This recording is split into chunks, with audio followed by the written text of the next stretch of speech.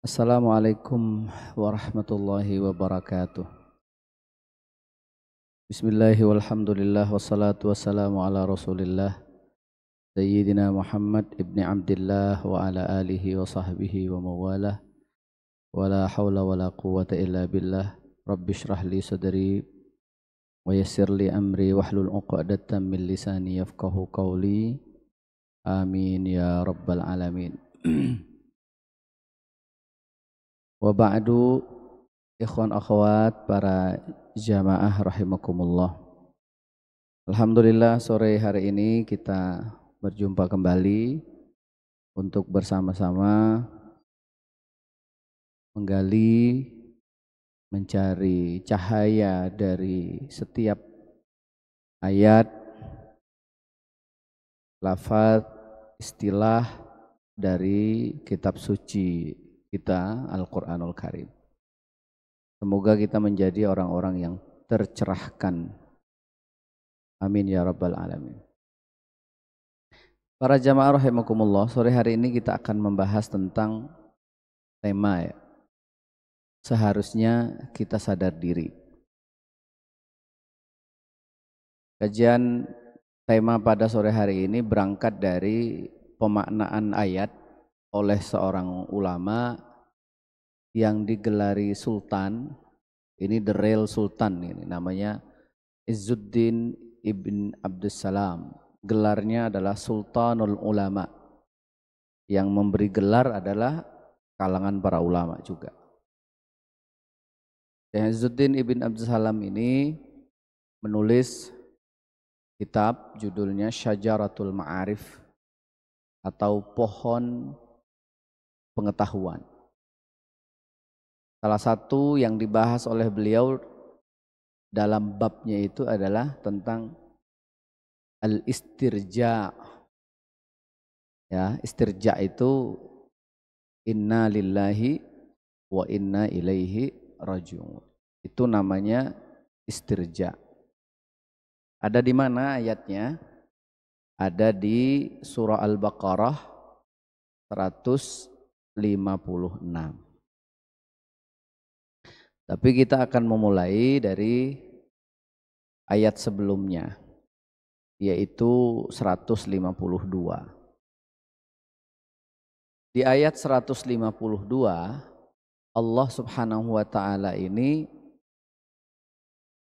sedang menyampaikan perintah kepada kita. Perintahnya adalah dua hal. Pertama, mengingat eksistensi Allah Subhanahu wa ta'ala. Yang kedua, mensyukuri kehadirannya dalam kehidupan kita dengan segala bentuk kehadirannya, nikmat dan lain sebagainya. Kenapa dua hal ini menjadi penting? Menurut para ulama, yang pertama, fadhkuruni adzkurkum washkuruli wala takfurun. Dua perintah ini berkenaan dengan habit manusia. Bahwa manusia itu pelupa.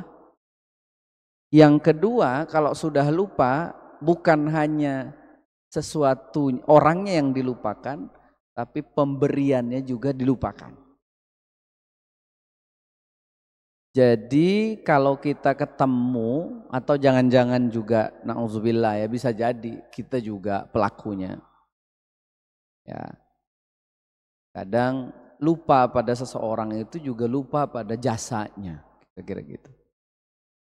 Itu habit manusia. Makanya perintah ini kata para ulama itu sedang menyerang, dalam tanda kutip, menyerang kebiasaan manusia yang sudah ada dalam alam bawah sadarnya. Suka lupa, kalau sudah lupa sama orangnya, lupa sama jasanya. Makanya dua hal ini sering disebut dalam Al-Quran. Ya, mulai dari yang biasa-biasa saja sampai yang ada ancamannya. Misalnya tentang syukur ya. La in syakartum la azidannakum wa la in kafartum inna adzabi lasyadid gitu ya. Nah di ayat ini juga begitu, fadhkuruni adzkurukum. Di ayat yang pertama ini kabar gembira bahwa mengingat Allah itu berbalas diingat Allah. Kata Ibnul Qayyim, ya, ayat ini sebetulnya sudah dipelopori prakteknya seperti apa oleh Rasulullah SAW. Sampai beliau itu pernah mengatakan, afala akuna abdan syakura. Tidakkah aku boleh menjadi hamba yang pandai berterima kasih? Apa latar belakang ucapan Nabi ini? Latar belakangnya adalah kegelisahan istri Nabi, yaitu Aisyah. Ketika Nabi ini kalau sholat lama, sujudnya lama, bahkan sempat dicurigai wafat ketika sedang sujud, saking lamanya. Padahal Rasulullah SAW saat pada kondisi seperti itu sudah dapat informasi dari malaikat Jibril bahwa beliau itu diampuni dosa-dosanya. Tapi semakin mendapatkan validasi bahwa beliau adalah manusia terampuni, justru semakin giat beribadah. Ketika ditanya oleh Sayyidah Aisyah, kenapa engkau masih saja bersusah payah seperti itu ibadahnya? Kan sudah terampuni, kata Aisyah. Nabi hanya punya jawaban tadi itu, afala akuna abdan syakura. Jadi bentuk terima kasih itu justru harus semakin ditampakkan kepada orang yang memberikan hal-hal baik buat kita. Kira-kira gitu pesannya. Ya. Nah, para ulama mengatakan bahwa asyukru muradun li nafsihi wassabaru muradun li ghairihi. Kan tadi yang dibahas tentang bentuk syukur. Syukur itu sebetulnya kepentingan kita. Kepentingan kita. Untuk kita gitu ya. Tapi kalau bersabar itu terhadap orang lain. Kepada eksternal kita. Tapi kalau syukur itu sebetulnya kebutuhan kita.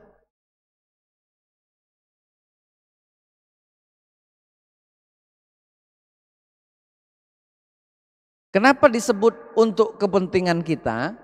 Sebab syukur itu kembali lagi kepada kita untuk mengunduh hal-hal baik lainnya berikutnya yang belum sampai kepada kita.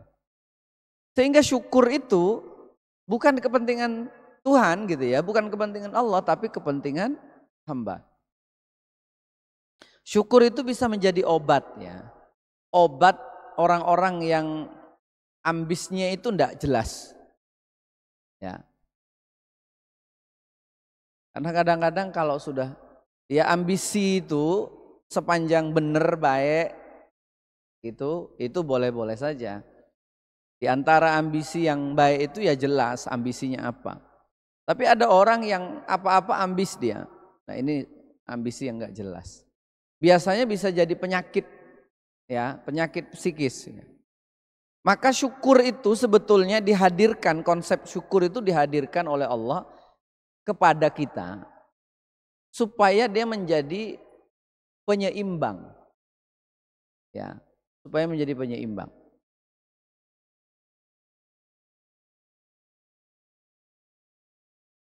Di dalam sebuah hadis qudsi, kalau tadi Allah Subhanahu wa taala itu menyampaikan fadhkuruni adzkurkum. Ya, kalimat zikir ini kan tidak semua orang bisa menerima. Kalaupun menerima, zikir itu lalu dimaknai secara sangat sederhana dan terbatas, membaca kalimat-kalimat ba'da sholat atau di luar sholat. Padahal zikir itu maknanya luas. Membaca kalimat-kalimat zikir ba'da sholat itu hanya sekian dari sekian makna yang dimiliki oleh kalimat zikir itu. Maka kalau zikir seorang hamba kepada manusianya, kepada Tuhannya dibatasi dengan misalnya membaca subhanallah walhamdulillah.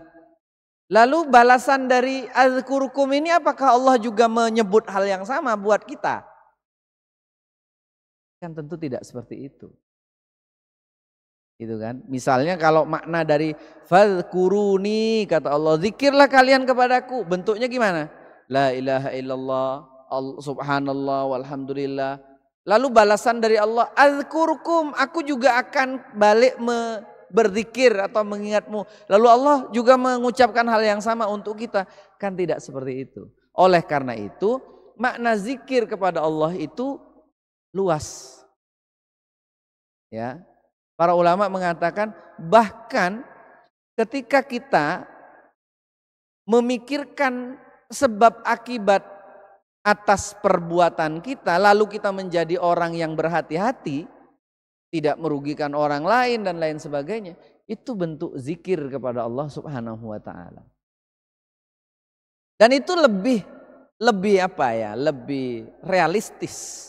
Kita bisa langsung rasakan. Contoh misalnya, ketika kita hendak memperlakukan orang lain, lalu kita mengingat tentang bagaimana agama kita, bagaimana Allah ya, menghendaki perbuatan kita itu baik, sehingga ketika ada rencana tidak baik kita tangguhkan, kita gagalkan. Dan kita ganti menjadi perbuatan baik kepada orang lain. Tentu azkurkum, balasan zikirnya dari Allah kepada kita adalah kita tidak terbebani balasan orang lain kepada kita. Coba kalau misalnya ada orang hendak memperlakukan orang lain tanpa berpikir panjang, merugikan dan lain sebagainya. Kan kalau dalam Islam itu tidak boleh mencederai orang lain misalnya. Bahkan identitas keislaman itu kata Nabi secara terminologis dikatakan al-muslimu man salimal muslimuna min lisanihi wa yadihi. Tidak mengganggu, tidak mencederai orang lain, baik dengan perbuatan atau dengan ucapan. Nah, misal zikir kepada Allah itu dirupakan dalam bentuk tidak mencederai orang lain, tidak merugikan orang lain, tidak hate speech pada orang lain. Apa yang kita dapat? Yang kita dapat adalah paling tidak kita tidak akan diperlakukan buruk oleh orang lain. Tuh itu, menghadirkan aturan Tuhan itu bagian dari mengingat Tuhan atau zikir kepada Allah Subhanahu wa taala. Ya. Itu yang pertama. Nah, yang kedua, washkuruli wala takfurun. Syukur kepada Allah di ayat ini kita kaitkan dengan ayat tentang istirja. Alladzina idza asabathum musibah qalu inna lillahi wa inna ilaihi rajiun. Ya. Sebelum ke sana, di ayat sebelumnya itu Allah ngetek orang-orang beriman. Ya ayyuhalladzina amanu. Ya. Kalau udah di-mention seperti itu mestinya kita tergerak.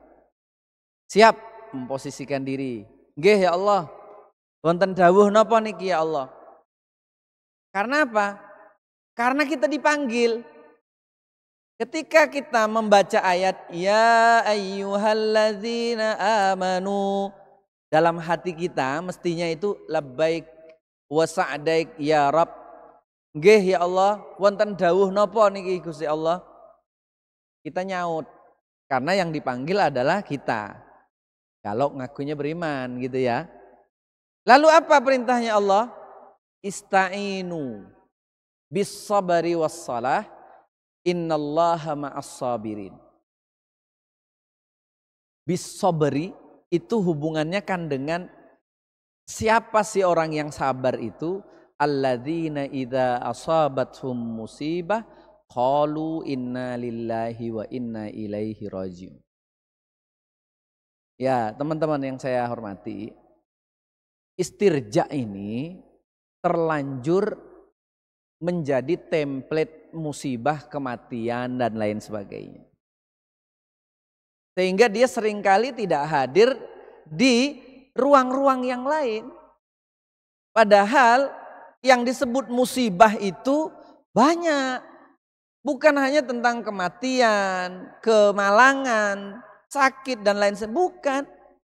Bahkan bagi orang beriman, istirja itu ketika dia ini hubungannya dengan ayat syukur tadi. Dia kufur terhadap nikmat Allah, itu musibah.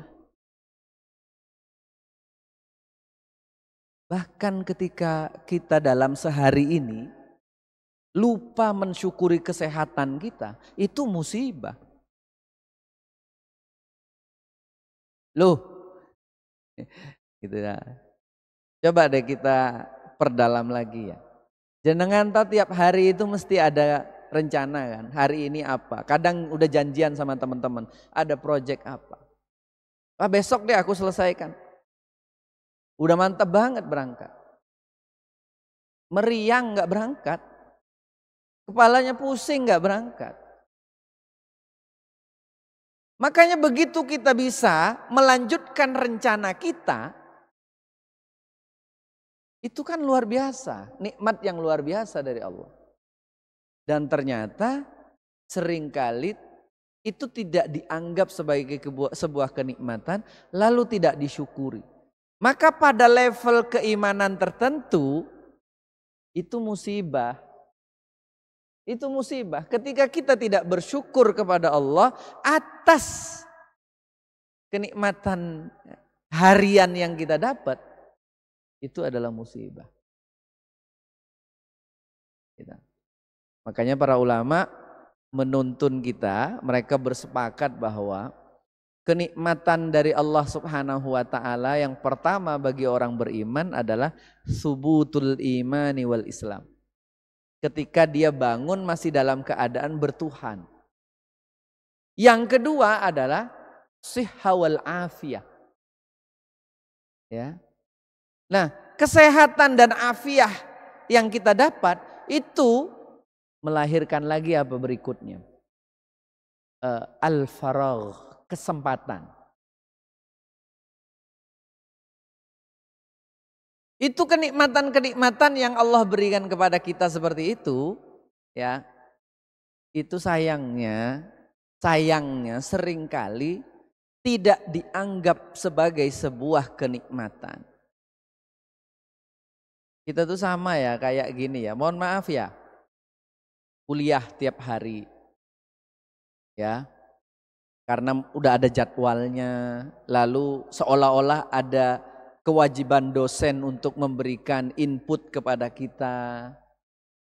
Padahal itu jelas itu pengetahuan. Kadang ya di kelas itu diskusi itu menjadi tidak terarah. Bahkan kadang sudah susah-susah berangkat ke kampus, diskusi di kelas enggak dapat apa-apa. Karena teman yang presentasi semuanya pakai AI, enggak pakai mikir gitu kan. Enggak dapat apa-apa di kelas. Itu bisa kemana-mana bahasannya. Lalu ada dosen yang ngelurusin misalnya ya. Ya ada juga dosen yang membiarkan apa adanya gitu. Lalu begitu ada yang ngelurusin, ya mohon maaf. Kadang lupa berterima kasih. Sudah diluruskan. Tadi sudah cekcok di kelas, diskusinya udah crowded gitu ya, udah nggak jelas. Tiba-tiba dosen memberikan clue, memberikan gambaran yang mendekati ya benar gitu. Tapi kita tidak berterima kasih. Kenapa sih? Kenapa tidak berterima kasih? Karena dianggap itu sebagai ya itu rutinitasnya seperti itu. Nah, oleh karena itu ayat yang pertama tadi itu menjadi sangat relevan gitu ya. Kenapa Allah merintahkan kita untuk bersyukur? Sebab bersyukur itu memang tidak mudah. Bersyukur itu lebih berat daripada berkufur kepada kenikmatan Allah Subhanahu wa taala. Ini kita sedang berbicara tentang profiling seorang mukmin gitu ya. Profilingnya orang mukmin itu tidak menganggap setiap peristiwa dalam hidupnya itu sebagai sebuah kebetulan. Tidak ada yang kebetulan. Ya, kalau dalam Al-Quran itu hatta, sampai-sampai daun yang gugur itu bukan satu yang kebetulan. Semuanya terjadi kalau dalam konsep keimanan kita itu yajri ala qada'in wa qadar. Atas ketetapan dari Allah Subhanahu wa taala. Ya, atas sistem yang sudah diatur sama Allah Subhanahu wa taala. Ya, makanya para ulama memudahkan kita berlogika itu dengan mengatakan di dunia ini yang terjadi itu umumnya sebab akibat. Berlaku hukum sebab akibat. Sebab akibat itu sistem. Qada dan qadarnya Allah itu ya begitu. Kalau begini akan terjadi begini. Umumnya begitu. Kalaupun ada yang tidak, itu tidak bisa jadi pegangan. Itu hanya menjadi sebuah space keimanan, ruang kosong yang harus kita sediakan bahwa Allah itu punya otoritas. Yang kadang tidak bisa kita sederhanakan harus begini. Nurut sama keyakinan manusia. Nggak bisa. Allah itu punya sifat namanya apa? Jaiz. Atau sifat wajibnya Allah itu iradah. Maha berkehendak. Yang tidak bisa didikte oleh manusia.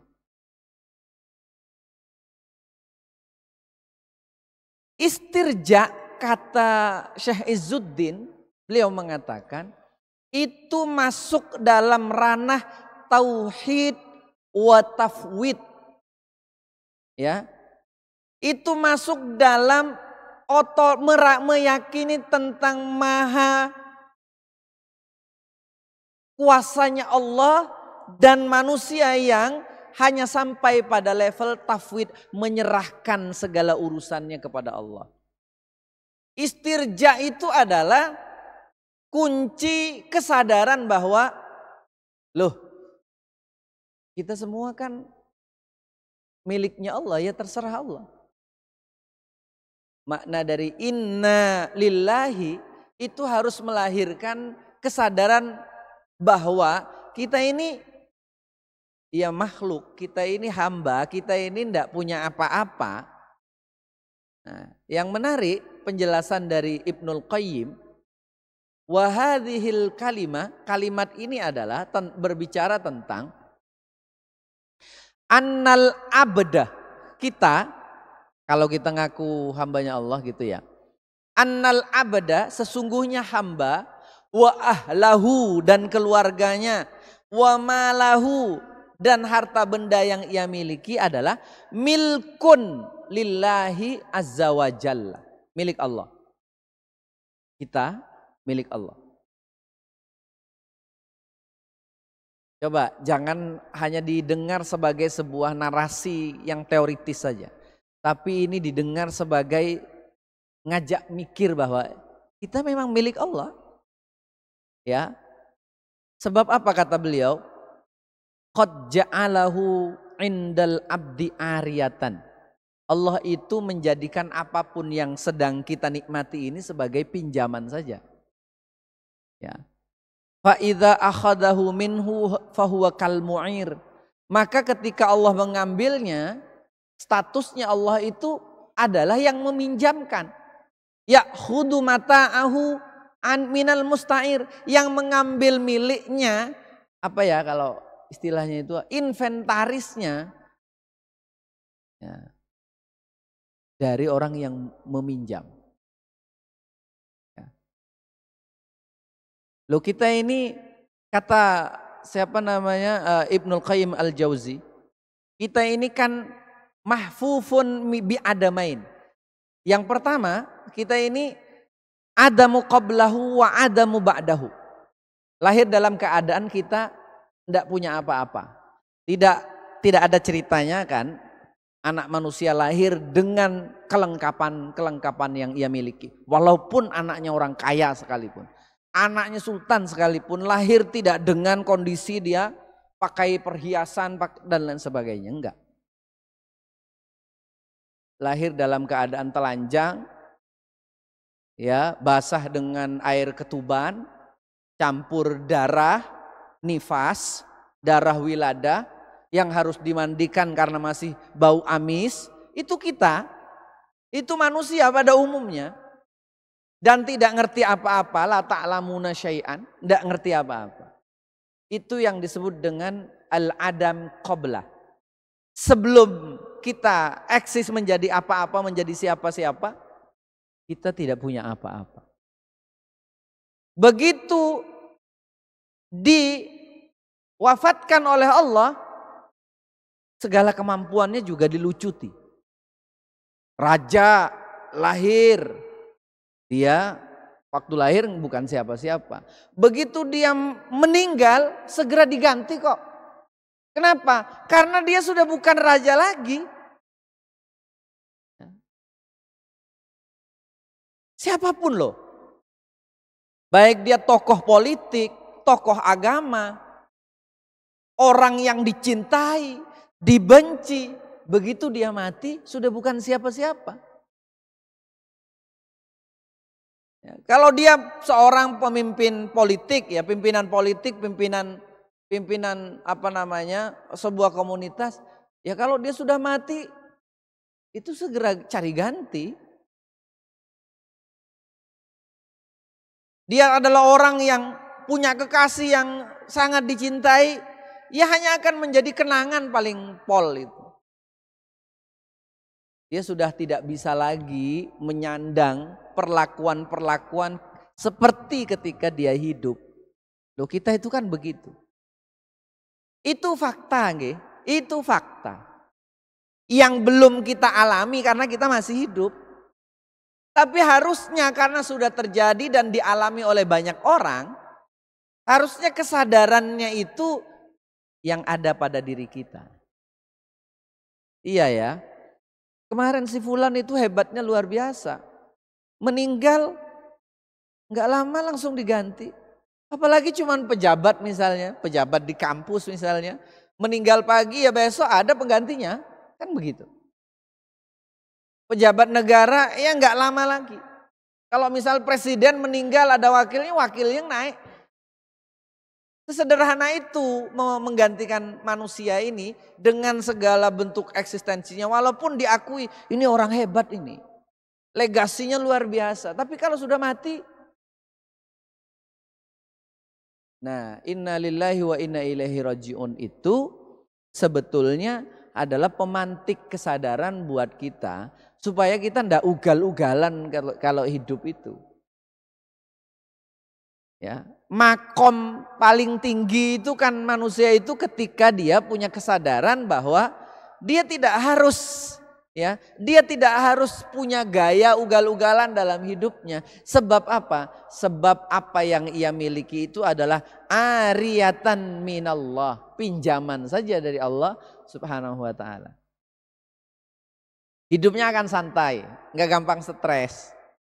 Ya, enggak gampang stres. Kenapa? Ya karena dia punya basic teologi yang kuat. Gitu loh. Ya.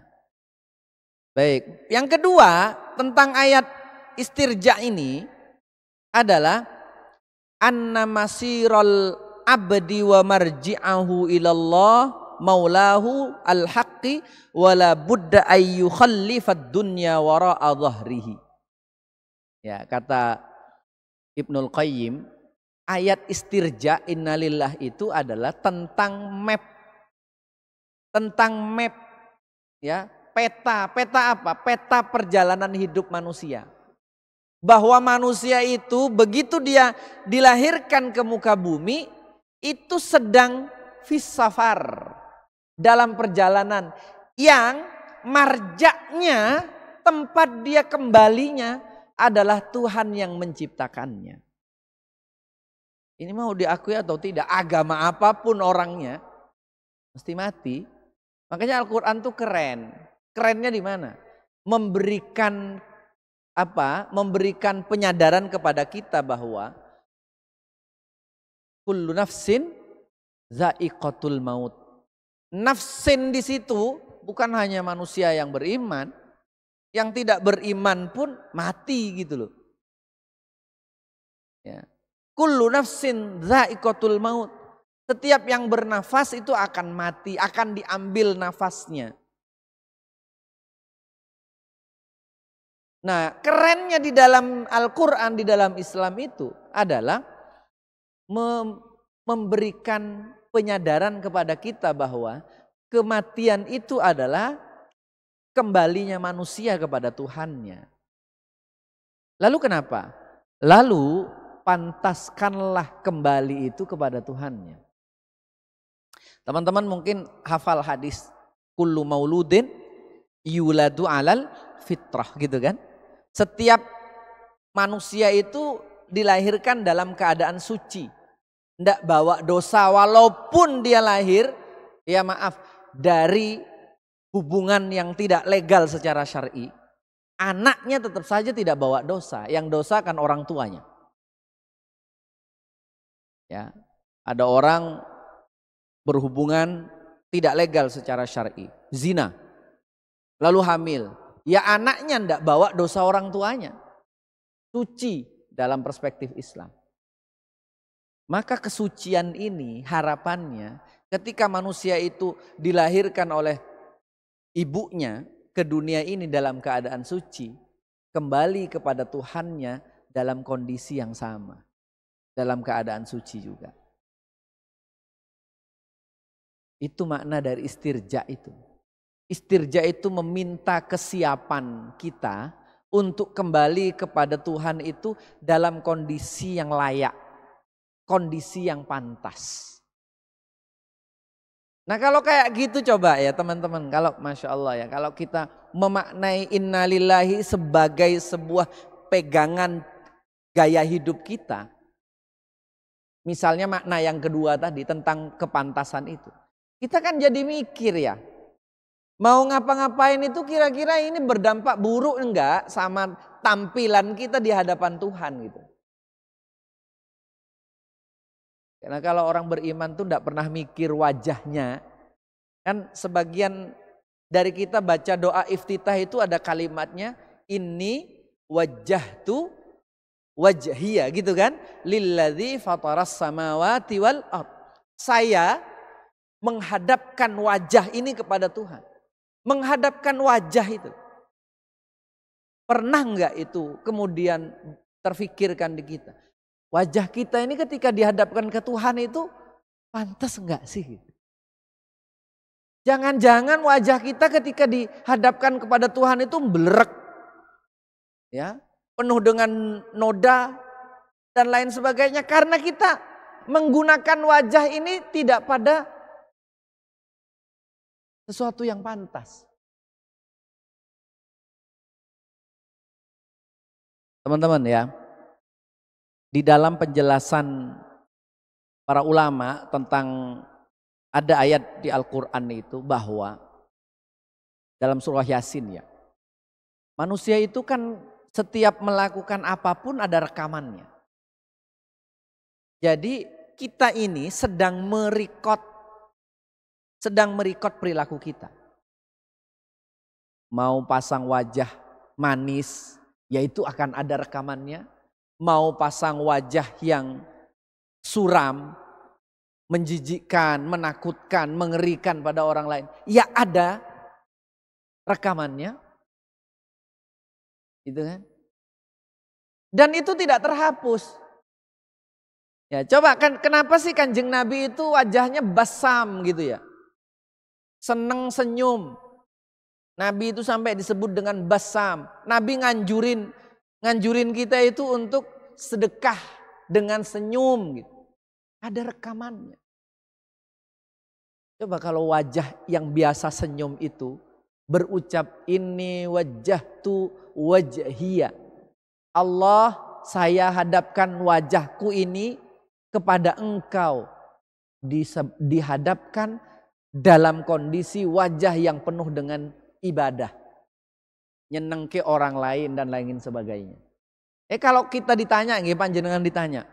Jenengan itu ketemu sama kenalan jenengan, temennya jenengan itu. Dalam keadaan wajahnya senyum kepada jenengan dengan wajahnya yang merengut sama jenengan?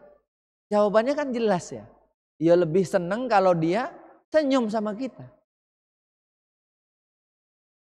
Artinya apa? Wajah kita yang murah senyum itu nyeneng ke orang.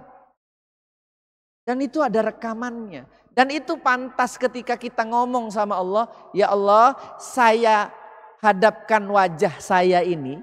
Yang sumeh ini. Yang nyeneng ke dulur-dulur saya ini. Kepadamu. Ya Allah, Islam itu sedemikian.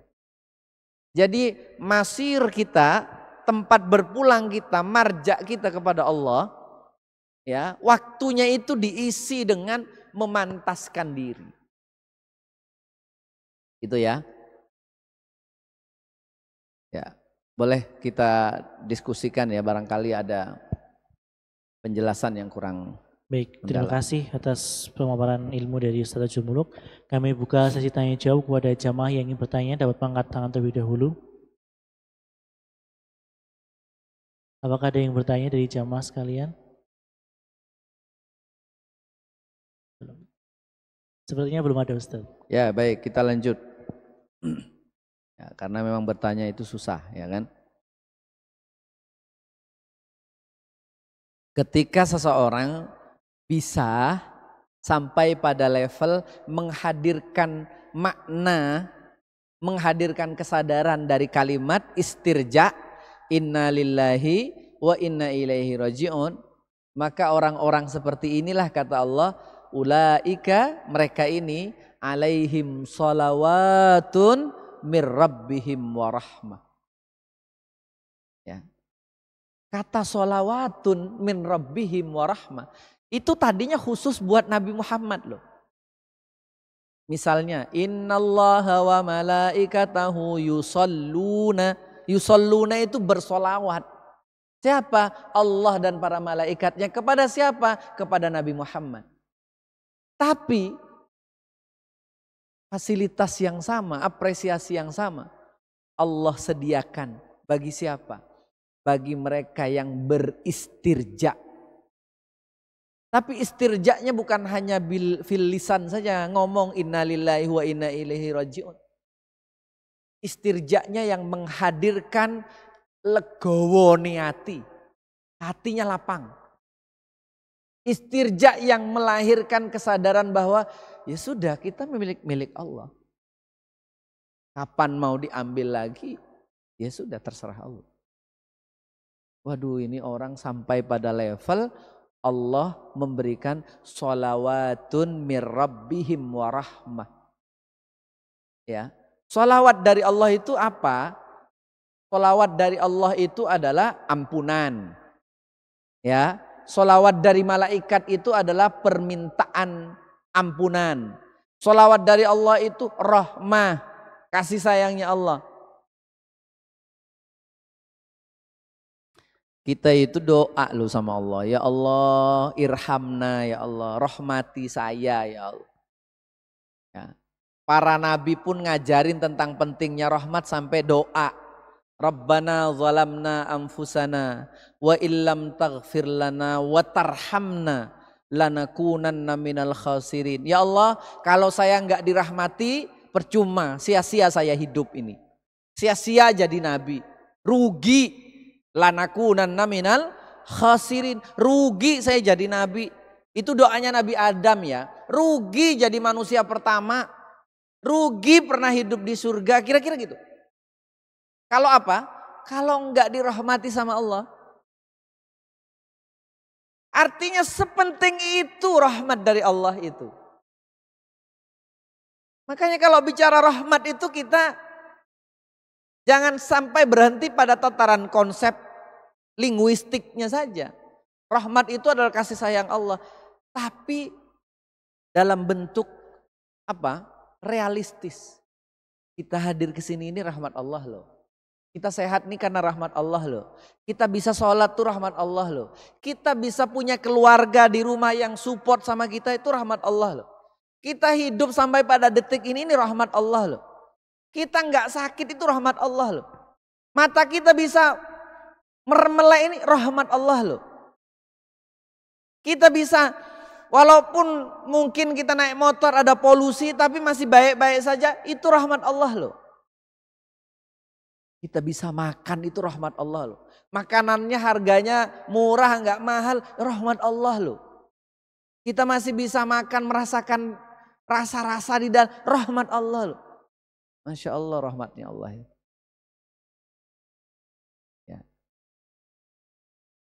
Itu yang Allah hendak berikan kepada orang-orang yang memiliki kesadaran tadi itu.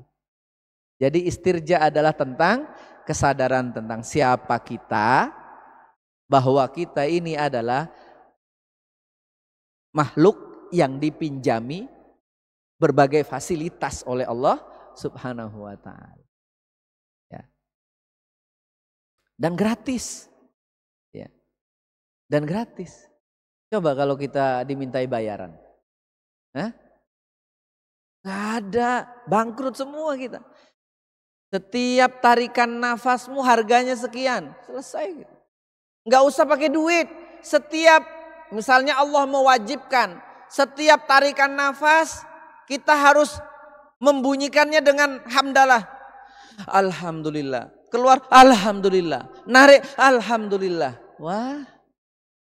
Kalau kita nggak bunyi alhamdulillah di stop, mati semua kita sudah. Iya kan? Tapi ternyata Allah tidak sekejam itu. Allah itu baik banget sama kita. Ya. Bahkan kita nggak bersyukur seharian bisa aktivitas, bisa hahaha, bisa senang-senang. Allah nggak ngambil itu pinjaman nafasnya buat kita ini. Masya Allah, sebaik itu Allah Subhanahu wa ta'ala kepada kita. Maka ini yang kira-kira penting ya dari makna istirja itu, supaya melahirkan kesadaran kita untuk mensyukuri setiap yang Allah berikan kepada kita. Dan itu balik lagi ternyata pada kita, semakin kita sadar bahwa kita milik Allah, lalu dipinjami, diberi fasilitas, lalu kita bersyukur. Ulaika alaihim salawatum mir rabbihim wa rahmah.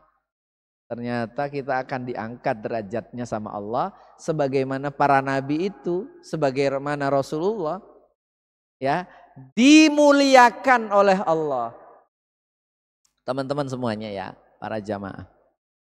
Allah itu kalau baik sama kita, memuliakan kita, menaikkan derajat kita, itu caranya jangan dilihat dengan kacamata materialistik kita atau mata sosial kita. Orang yang terhormat itu dalam konteks hubungan atau relasi spiritual adalah ketika kita dimudahkan mengakses perjumpaan dengan Tuhan, itu adalah fasilitas kemewahan yang luar biasa. Justru orang-orang yang ditolak untuk menghadap Tuhannya itu dalam penderitaan sebetulnya. Ya, mau sholat susah, mau zikir susah, mau syukur susah, itu adalah kesengsaraan dalam konteks orang beriman. Maka kita yang dimudahkan oleh Allah untuk ibadah itu adalah kemewahan. Begitu nggih? Mudah-mudahan bermanfaat apa yang kita bahas pada sore hari ini. Kurang lebihnya mohon maaf. Wallahul muwaffiq ila aqwamit thoriq. Assalamualaikum warahmatullahi wabarakatuh.